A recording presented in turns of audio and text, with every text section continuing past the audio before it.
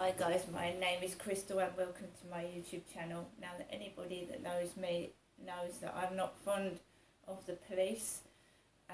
Right back from the beginning to when I was a little child, my mum used to call the police when my dad was hitting her.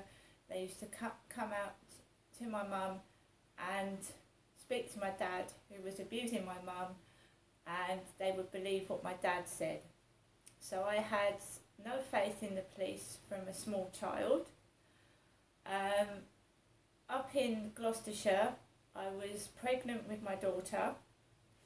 I was browsing in the window at the things in the one-stop shop, and this teenage lad came out of nowhere and kicked me up the bottom. Yeah, I know it sounds funny, but when you're pregnant with a child, being kicked can harm the baby. So this teenage lad kicked me up the backside while I had my back turned, looking at stuff in a window. And my husband witnessed it. I was married at the time. He witnessed it. And I was so used to being used and abused, I wasn't going to do anything about it. And my husband said to me, "We've got to call the police. He's kicked you and you're pregnant." So my husband straight away called the police.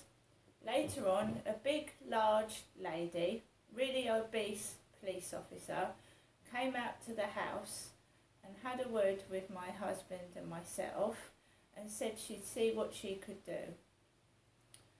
It transpired that they couldn't do anything because it was a teenager. So I was kicked when I was pregnant with my daughter. I'm lucky that she has not had any deformities or anything like that, but I was kicked while I was pregnant and the police didn't do anything about it. Now we're coming on to the Times yesterday, which I went up to my mum's yesterday and I wanted to read this out. Melanie Phillips, who's got similar hair to me and glasses, and I've just recently cut my hair. So this Melanie Phillips in the Times has supposedly written this piece. British policing is at a dangerous crossroads. A new arrival in a high office of state is facing a set of formidable and complex challenges, upon which hangs the health of a society and its culture. The new Metropolitan Police Commissioner, Sir Mark Rowley, took control of his force 4 days after the accession of King Charles III. Immediately, he found himself responsible for the biggest public security operation the nation has ever seen.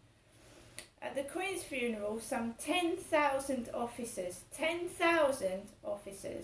from around the country were on duty to guard against attack or disruption. It was a reminder of their vital role and how magnificent they are when they perform at their best. Yet the force Rowley now commands presents him with far more intractable problems. The Inspectorate of Constabulary recently took the unprecedented decision to place the Met into special measures. Special measures? Well, they're in a poor state, aren't they? Rowley's predecessor, Dame Cressida Dick, that's a lovely name for the police force, isn't it? Dick. Dame Cressida Dick was forced out after losing the support of the Mayor of London, Sadiq Khan. The Met had failed to record 69,000 crimes. Failed to report 69,000 crimes.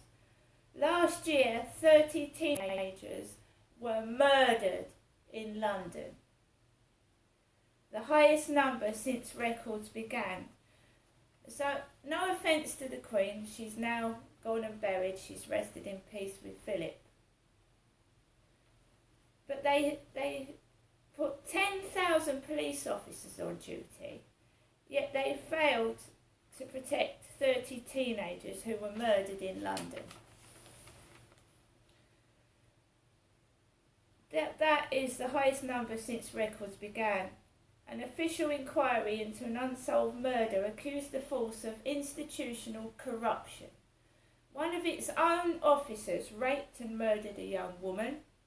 Officers shared selfies of themselves next to the bodies of two murdered sisters.